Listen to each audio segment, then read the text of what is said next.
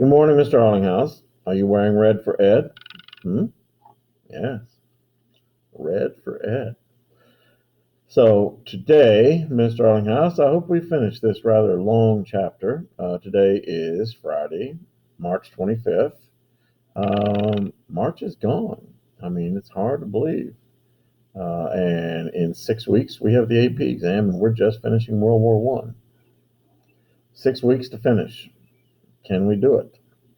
So let's begin then, shall we? Let's finish this today. Roman numeral 31. The most debated part of the treaty, of the Versailles Treaty,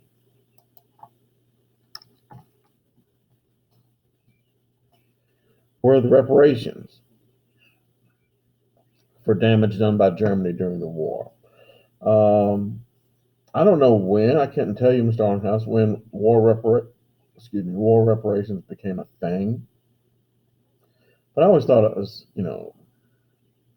inherently unfair. Two countries go to war, and obviously they spend a lot of money in the war, and then the losing country has to pay the winning country the cost of killing its citizens. The timing is really terrible because, of course, the losing country, like the winning country, needs to rebuild, not spend money for something that's done finished. So, before the armistice, the Germans promised to pay compensation, and this is a quote, for all damages done to the civilian populace of the Allies and their property. The Americans judged that would be between $15 and $25 billion, and that Germany could pay that amount. Britain and France, though, worried about paying their war debts to the United States, were eager to have Germany pay for everything, not just for damage that they had done to, like for example, in France, 1/4 of all French farmland had been messed up. Not just for things like that, but the British and French wanted Germany to pay the cost of gunpowder it took to blow up,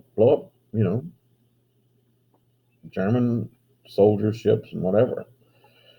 And as it says there, including pensions to the survivors and dependents of British and French soldiers. There was a general agreement that Germany could not pay that amount, but that really didn't seem to matter. The thing about the end of World War One, as with all wars, is that there's so much deception going on, lying. There's an old saying, Mr. Arlinghouse, that in war, the first casualty is always the truth. We see this, in the Versailles Treaty. There's a whole lot of lying going down. Germany had to pay $5 billion annually until 1921, at which time a final figure would be set that Germany would have to pay off in 30 years. The French, as it says, did not regret this. The French were very much in favor of this.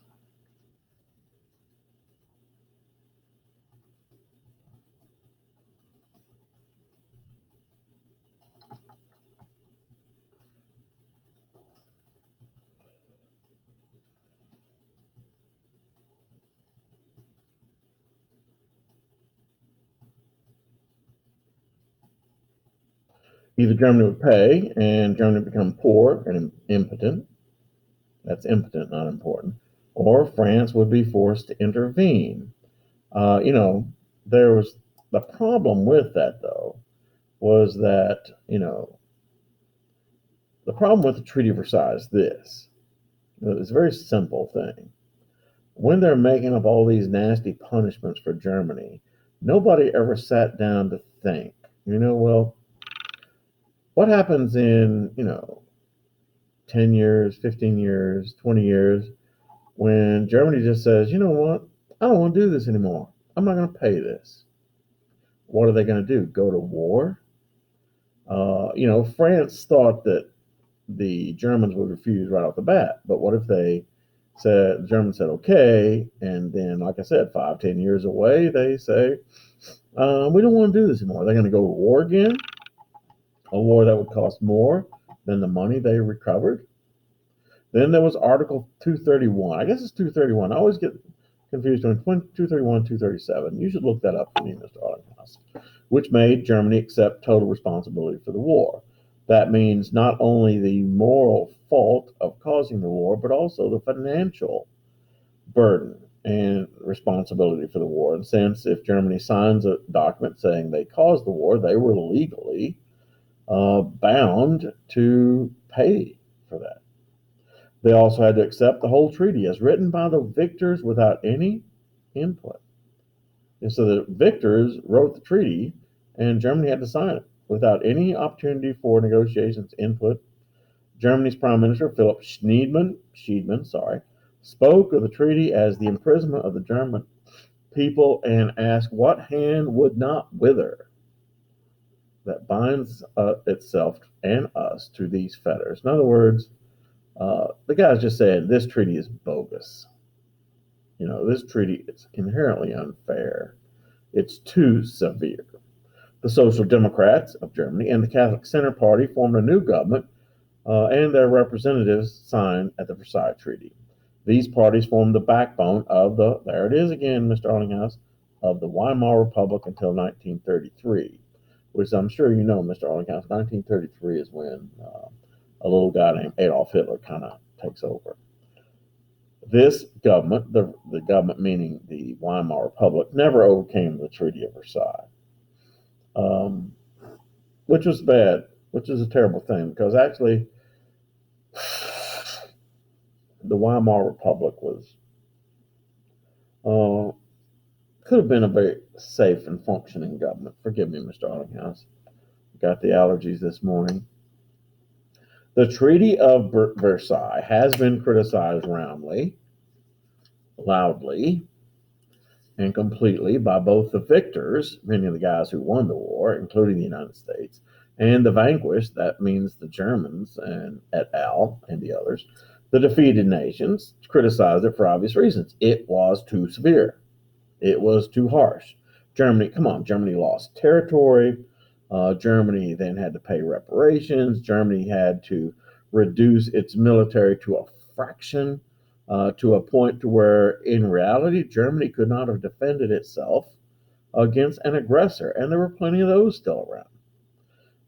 The French said, also, they criticized the treaty because it made the French dependent for aid on unreliable Anglo-Saxon countries. And you're saying, what's that? The British, and to a further lesser degree, the United States. In England, the United States, as liberal nations decried the more severe parts of the treaty.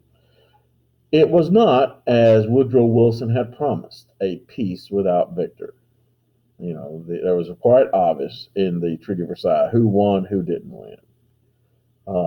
It did not put an end to imperialism, because actually the British and French assumed control of many areas of the old Ottoman Empire called protectorates, but attempted to promote the national interest of the winning nations. Yeah, and so, the treaty was designed so Britain and France would finish the war in a stronger position. It violated the idea of self-determination by leaving significant pockets of minorities outside of their borders of their national homelands. Do you like that, Mr. Arlinghouse? By leaving significant pockets of minorities outside the borders of their homeland. Primarily the Germans. Remember that the Germans are one of the largest peoples of Europe. Germans, Mr. Arlinghouse, don't just live in Germany. They also live in Austria. They live in Switzerland. They live in Liechtenstein, Luxembourg. But also, large numbers of them lived in places like Poland, the Sudetenland in the new Czechoslovakia, and in the Balkan Peninsula. And in those countries, they quickly became hated minorities, and that's just the Germans. So, the most influential critic of the peace was this guy, Maynard Keynes. I think his name was George Maynard Keynes, but whatever. He was an economist. He wrote The Economic Consequences of the Peace, which criticized the economic aspects of Versailles. It also attacked Wilson as a fool and a hypocrite.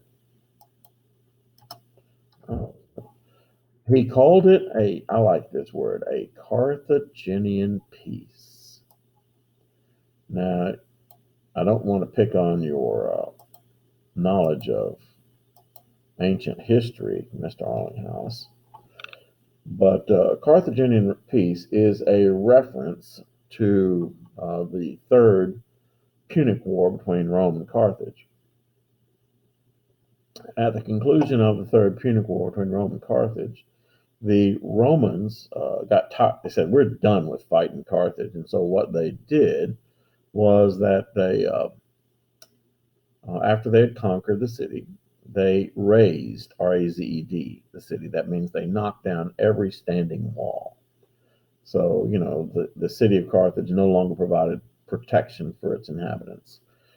Then they sold all the inhabitants of Carthage into slavery. And then on top of that, they weren't satisfied. Then they went to the surrounding fields that surrounded the city of Carthage, that supported the city of Carthage with food, and sowed them in salt so that crops would never grow there again. And Carthaginian peace. And so George Maynard Keynes was saying that's what the Allies did to Germany. The book was widely read and believed in the United States and Britain. It also gave credence to the anti-Versailles group in the United States, who voted against ratification. And remember again, Mr. Arlinghouse, that the United States never signed the Treaty of Versailles, that they actually signed a separate peace agreement with Germany, signed, 1921, and they never joined the League of Nations. As it says there, oh, look, America did not join the League of Nations. Britain was not obligated to protect France, and France, who was the most vulnerable because they shared a long border with Germany, was left unprotected and very nervous.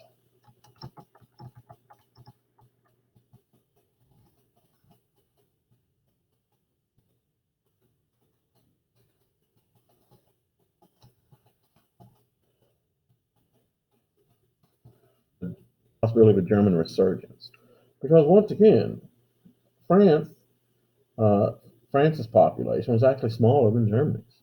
Some criticisms were unjustified. For one, Germany was not split as it will be after World War II, as you know, Mr. Arlinghouse. Two, the reparations could be scaled down and were eventually. And actually, until the Great Depression, which, spoiler alert, Mr. Arlinghouse, one day you'll be asked what was the cause of World War II, and there's all kind of things, the Great Depression. The Great Depression was the cause of World War II.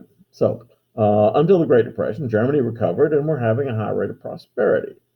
The Germans, and also keep in mind this. I hate to say that all's fair in love and war, but all's fair in love and war, Mr. Arlinghouse. Had the Germans won, they would have probably done the same thing that the British and French were doing to them.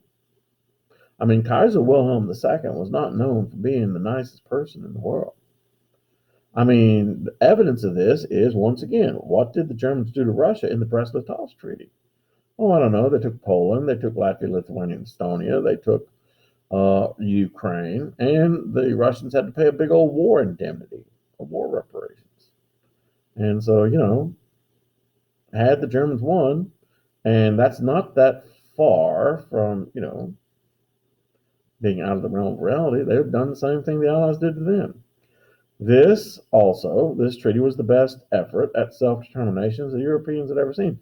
I mean, in spite of all the pockets of European ethnicities that were made minorities in various parts of Europe, in spite of that, Mr. Arlinghouse, remember that this treaty, the Treaty of Versailles, where did I put that?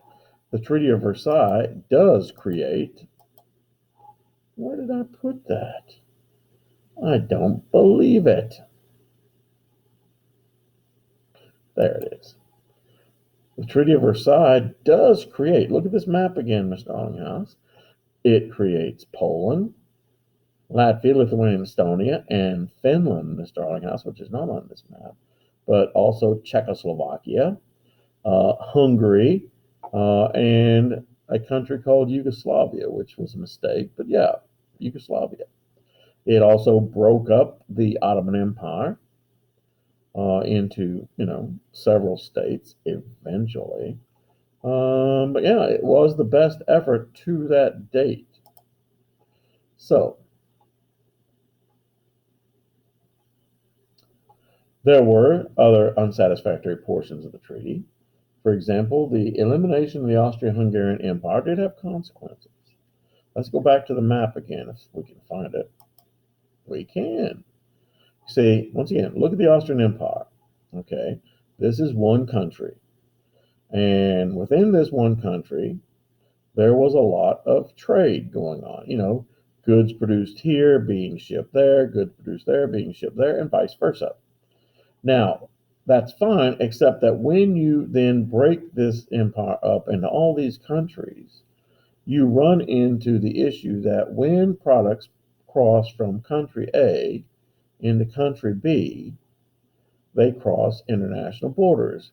And normally, when they cross international borders, Mr. Arlinghouse, you have to pay a tariff. And that impedes business.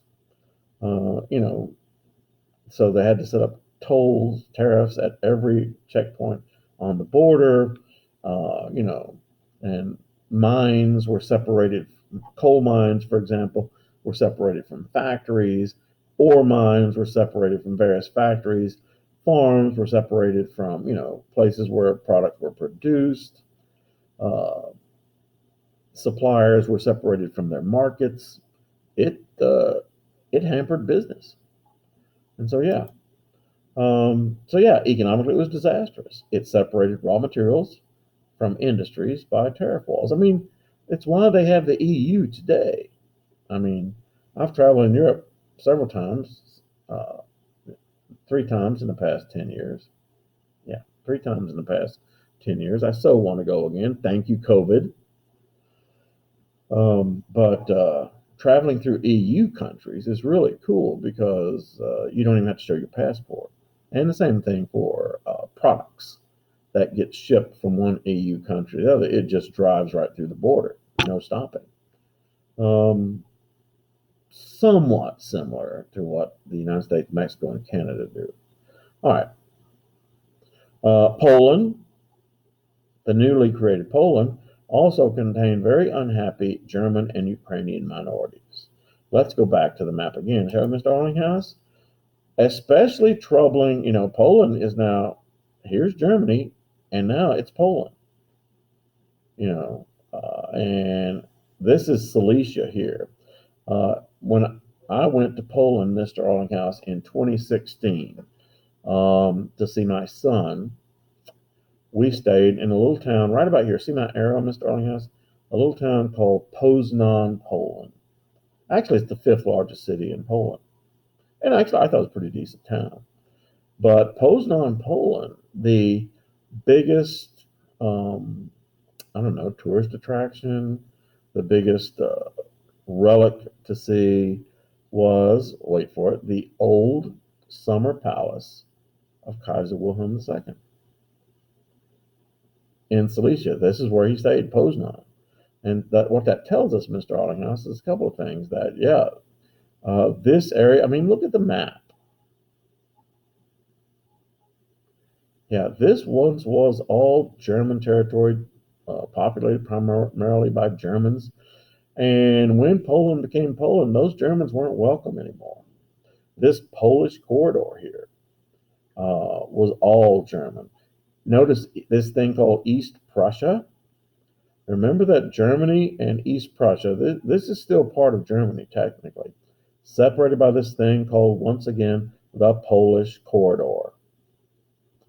And so there were a lot of unhappy Germans living in Poland, and also a lot of unhappy Ukrainians living in Poland.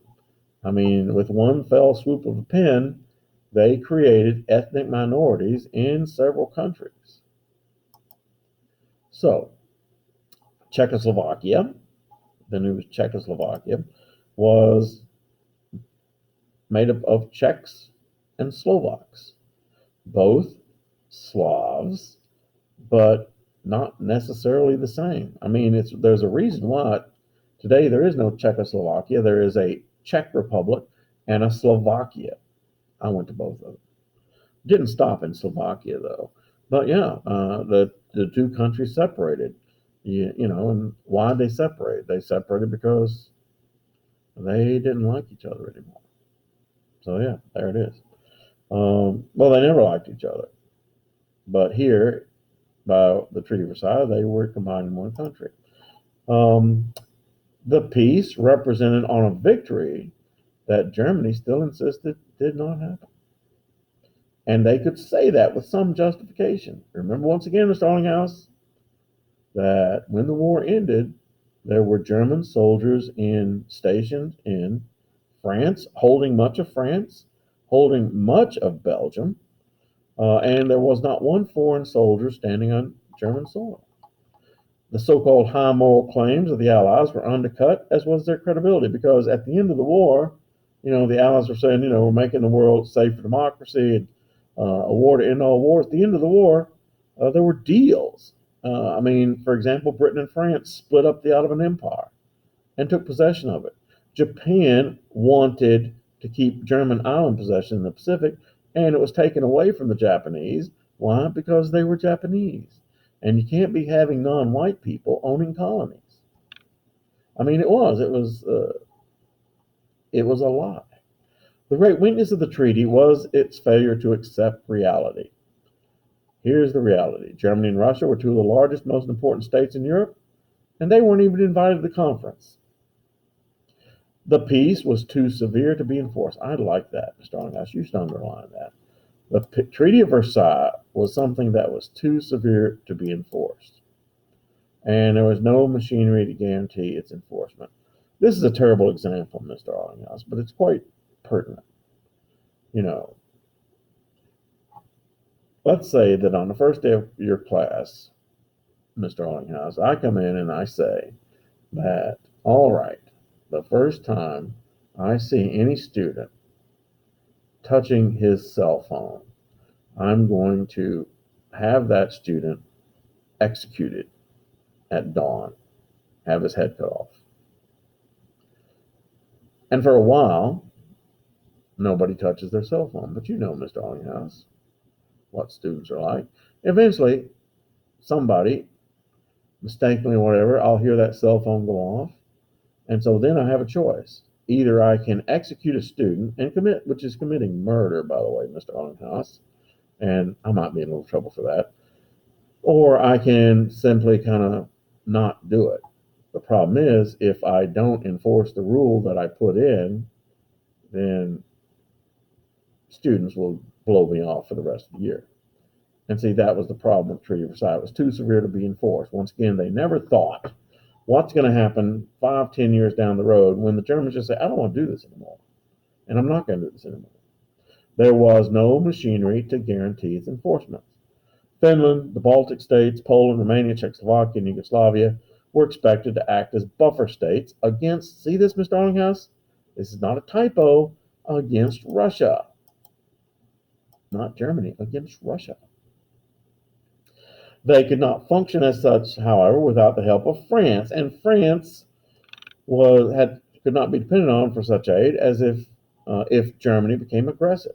The Treaty of Versailles, the post-war world that the Treaty of Versailles created, was built on a house of cards.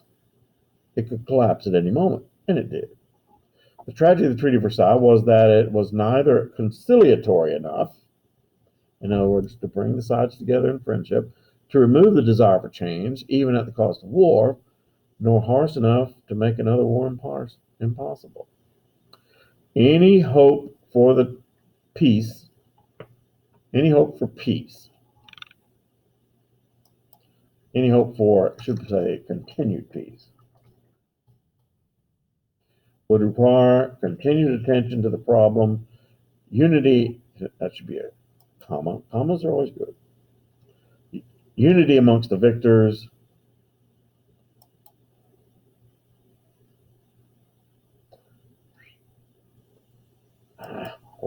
terrible. And far-sighted leadership. But none of these things were consistently present in the next 20 years. And look, Mr. Darlinghouse, we finished. Yeah, we finished. Next week, we go on to the period between the wars. But spoiler alert, Mr. Darlinghouse, what was the cause of World War II? Answer, Great Depression. But yeah, we'll look at that later. Been great talking to you, Mr. Darlinghouse. Enjoy your weekend.